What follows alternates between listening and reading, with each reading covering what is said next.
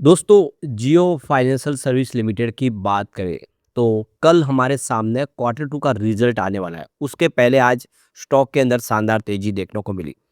यहाँ पे कुछ लेटेस्ट अपडेट निकल के आ रही है जियो फाइनेंशियल से संबंधित, जिसको इस वीडियो के माध्यम से डिस्कस करेंगे। कंपनी ने बहुत सारे प्लान बनाए जो आने वाले समय इस कंपनी को बहुत ऊंचाई पे लेके जा सकते हैं। स्टॉक की प्राइस अभी भी अपनी ऊपरी प्राइस से काफ़ी नीचे है जो इसने 394 की बनाई थी पिछली बार तेजी के दौर में। स्टॉक 312 के आसपास है। क्या उम्मीद बन रही है आगे? रिलायंस पावर की बात यहाँ पे बड़ी अपडेट निकल के आ रही है। अनिल अंबानी और उसके दोनों बेटों ने लगातार कोशिश की है रिलायंस पावर और रिलायंस इंफ्रा को आगे लेके जाने की, लेकिन पुराने मामले रह रह के बीच में आ रहे जिससे शेयरों की प्राइस में गिरावट होती है। आगे की क्या उम्मीद बनी है उसको समझेंगे। साथ में जेपी पावर की बात करें तो यहाँ पे कंपनी की जो जेपी एसोसिएट की मीटिंग थी उसका फैसला आ चुका है। रिजल्ट हमारे सामने आ चुका है। जो भी रिजोल्यूशन थे उसके फेवर में कितने वोट पड़े उसको समझने की कोशिश करेंगे और कब तक यहाँ पे जेपी पावर को नया प्रमोटर मिल सकता है समझने की कोशिश करेंगे इस वीडियो के माध्यम से। लेकिन फ्रेंड्स, उससे पहले अगर आप पहली बार हमारे चैनल पे आए तो चैनल को सब्सक्राइब कर दीजिए, एक बेल आइकॉन दबा दीजिए ताकि जब भी नया वीडियो बने पहला नोटिफिकेशन आपको मिले। वीडियो पसंद आए तो लाइक से जरूर कीजिए। चलो फ्रेंड्स, वीडियो स्टार्ट करते हैं। मैं हूँ आपका दोस्त SP दवे और हमारे अपने चैनल ऑनलाइन कमाई में आपका बहुत बहुत स्वागत है। तो सबसे पहले जियो फाइनेंशियल सर्विस लिमिटेड की बात करें तो 312 पर क्लोजिंग देखने को मिली जहाँ पे 2.36% की शानदार तेजी थी। अच्छी बात यह है कि दिन की जो हाई प्राइस थी उसी के आसपास क्लोजिंग दी है, यानी एक तरफा पॉजिटिव माहौल बना। अब कंपनी कल हमारे सामने क्वार्टर टू का रिजल्ट डिक्लेयर करने जा रही है। कंपनी ने डेट फिक्स कर दी है गुरुवार 16 अक्टूबर 2025। तो आप देख सकते हो कि कल ही कंपनी की कॉन्फ्रेंस कॉल भी होगी। इसके अंदर कंपनी का जो मैनेजमेंट है वो सारे सवालों के जवाब देंगे। कंपनी की अचीवमेंट क्या रही है रिजल्ट के दौरान उसकी जानकारी देंगे। तो कल का दिन काफ़ी बड़ा होने वाला है। यहाँ पे देख सकते हो कि जियो पेमेंट बैंक ने भी काफ़ी ज़बरदस्त फैसला कर लिया है। कंपनी अब टोलिंग सर्विस भी प्रोवाइड करेगी। तो आप देख सकते हो कि डिजिटल फर्स्ट पेमेंट बैंक जो इनकी सब्सिडीज कंपनी जियो फाइनेंशियल की उसके माध्यम से यहाँ पे इनको नए कॉन्ट्रैक्ट प्राप्त हुए। फास्टैग ऑटोमेटिक नंबर रे प्लेट रिकॉग्नाइजेशन यानी ANPR। इसका मतलब यह है कि जो टोल प्लाजा है वहाँ पर आपकी कार को रोकने की जरूरत नहीं। आपकी जो नेम प्लेट है उसी को रीड करके ऑटोमेटिक आपका जो भी टोल है वो कट जाएगा। तो ये एक नई टेक्नोलॉजी है जिससे ट्रैफिक की समस्याओं से निजात तो मिलेगा ही, लेकिन जियो फाइनेंशियल को बहुत सारा फायदा होगा क्योंकि ये सारा कलेक्शन जियो फाइनेंशियल की जो जियो पेमेंट बैंक है उसके माध्यम से होगा। तो ये बिजनेस इनके लिए गेम चेंजर साबित हो सकता है। तो इस तरह से कंपनी लगातार नए नए बिजनेस में एंट्री कर रही है। अपने बिजनेस को तेजी से बढ़ाने के लिए शानदार फैसले कर रही है।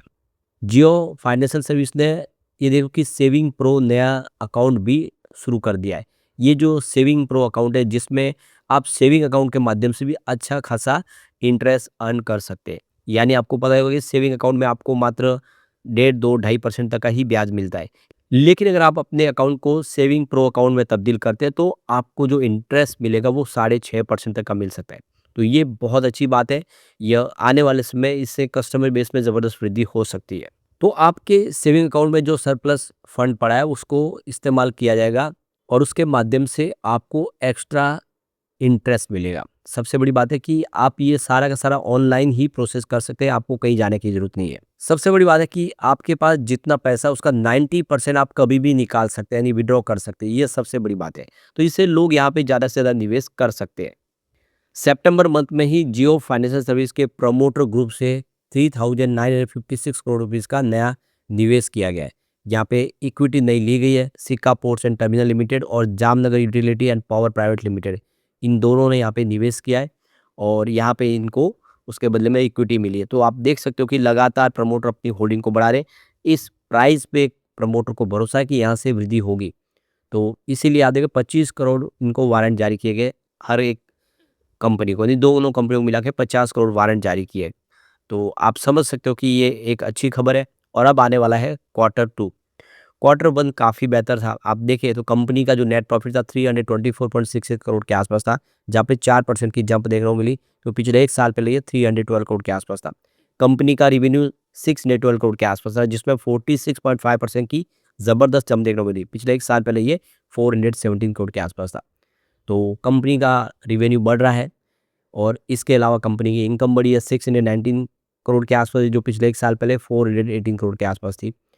और कंपनी का खर्च भी है तो उसमें भी वृद्धि हुई है, क्योंकि बिज़नेस बढ़ रहा है तो खर्च भी बढ़ेगा।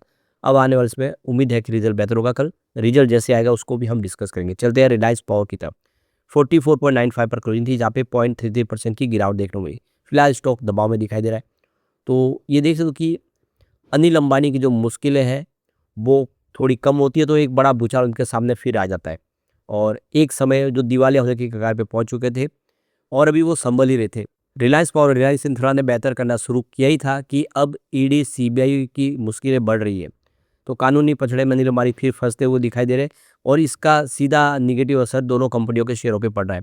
तो ये देख सकते हो कि अनिल अंबानी की दोनों company Reliance power, Reliance infra अब तक कमाई के रिकॉर्ड बना रही थी। इन दिनों मुश्किल में जूझ रही है। दोनों कंपनियों के शेयरों में बीते कुछ दिनों से लगातार गिरावट का दौर जारी है और उसके पीछे जांच एजेंसियों की निगरानी, कंपनी पर लग रहे आरोप। हालांकि ये वही दो कंपनियां अनिल अंबानी की जो इनकी वापसी में मददगार भी साबित हो रही है। सबसे बड़ी बात है, अनिल अंबानी ने दोनों कंपनियों का कर्ज खत्म कर दिया, जो कंपनियां डूबने के कगार पे थी। और इसमें सबसे बड़ा जो योगदान है उनके दोनों बेटे का है।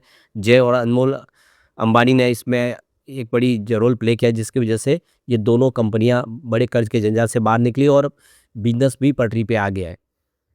कंपनी के जो पुराने सारे विवाद थे उसका सेटलमेंट भी कंपनी कर रही है। आप देख सकते हो इनको अभी हाल में ही बहुत बड़ा एक बेनिफिट मिला, जहाँ पे 28,000 करोड़ रुपीज़ की जो बिजली बकाया की राशि वसूलने का सुप्रीम कोर्ट से इनको आदेश प्राप्त हुआ है। यानी एक रिलायंस पावर आने वाले इसमें 28,000 करोड़ की भारी भरकम रकम वसूल कर सकते हैं। ये रकम इनके बहुत काम आ सकती है। तो कुल मिला के देखो कि भले ही इस समय प्रॉब्लम हो, लेकिन आने वाला समय रिलायंस पावर के लिए बहुत बेहतर साबित होगा। कंपनी इस समय ग्रीन एनर्जी, डिफेंस और स्मार्ट इंफ्रास्ट्रक्चर जैसे सेक्टर में दांव लगा रहे। दोनों कंपनियों में ताबड़तोड़ इनको ऑर्डर भी मिल रहे और बड़े-बड़े पार्टनर के साथ में जॉइंट वेंचर्स के माध्यम से पावर और सोलर प्रोजेक्ट के ऊपर काम करी है, जिसमें मेगा स्टोरेज प्रोजेक्ट भी शामिल है। तो इस तरह से कंपनी देख सकते हो कि बहुत सारे सरकारी टेंडर भी प्राप्त कर रही है। तो कुल मिला के आने वाले जो समय में हम देख सकते हो कि बेहतर स्थिति बनेगी। तो अभी आप देखें तो डिफेंस सेक्टर में धीरूभाई अंबानी डिफेंस सिटी का इन्होंने काम प्राप्त किया है। इसके अलावा एचएएल से इनको 55 डोनियर और 228 विमानों को 7 से 10 साल में अपग्रेड करने का भी 5,000 करोड़ का ऑर्डर प्राप्त हो गया है। तो एचएएल जैसी एक बड़ी सरकारी डिफेंस कंपनी से इनको ऑर्डर प्राप्त होना बड़े गर्व की बात है। तो ये बातें साबित करिए कि अनिल अंबानी आने वाले उसमें फिर कमबैक कर पाएंगे।